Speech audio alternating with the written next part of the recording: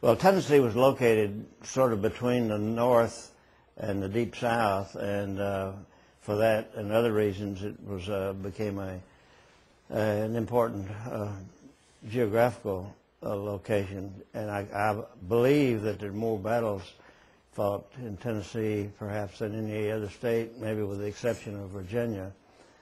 But if you read that in the history book, you would think that there was a lot of activity going on all over Tennessee, but most of this was in middle and especially in, well, middle and west Tennessee.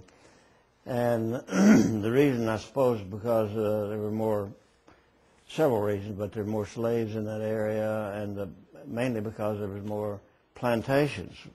We didn't have many plantations in East Tennessee because of the terrain and so forth.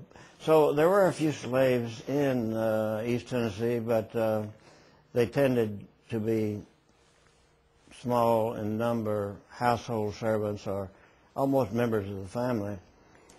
But having said that, there was a lot of activity marching back and forth through East Tennessee, and almost everyone, except those in the high mountains, the people in the valleys and in the Great Tennessee Valley and even the Cumberland Plateau had a lot of marauders and guerrillas and so forth.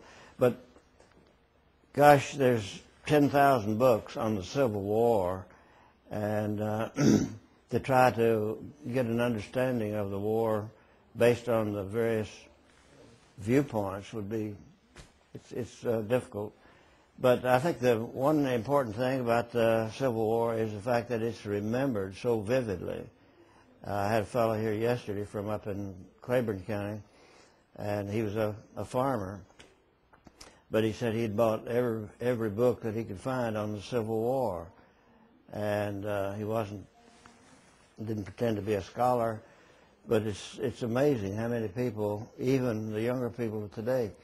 So I guess what I would say would be based on, about the Civil War, would be based on what I heard as a child, and that was a conduit whereby I got this information directly from the people who, several of them were in the Civil War, and they were children at the time. My great-grandfather was in the Civil War, and here again, most of the people in most of East Tennessee were for the Union. And I still remember what my grandfather said once, and I was just a little tyke, and he was sitting on the porch, and I don't know how the subject came up, but I asked him about the Civil War and which side he was on, you know. And he said that they had just got through fighting to establish the nation. The Revolutionary War hadn't been over, you know, all that long. He was born before the Civil War. So he had memories of the people who fought in the Revolution, I guess. And he said, we just got through fighting to establish the country, and we hated to see it destroyed. So that was interesting. It's more interesting to me now because he was looking at it from a patriotic and a political standpoint, and knowing that if the South won, there would start out by being two nations and probably several more later on.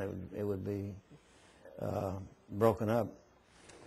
So I've tried to do in this exhibit, and what I've really been interested in is not, for example, the